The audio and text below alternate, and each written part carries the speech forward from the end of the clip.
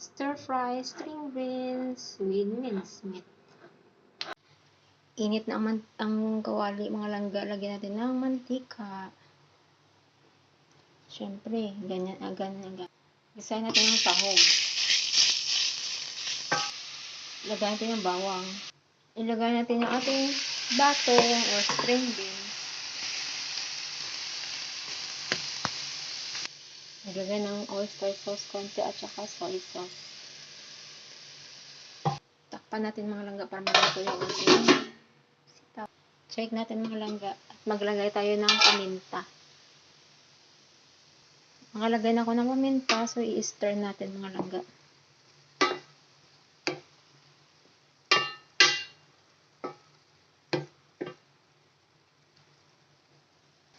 Takpan natin ulit at lutuin ng 7 minutes sa mahinang apoy.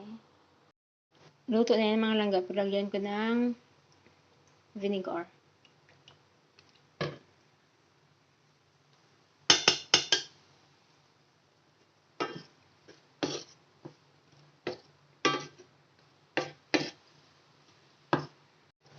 Luto nating stir-fry string beans. Thank you for watching mga langga. Bye-bye. Let's eat na.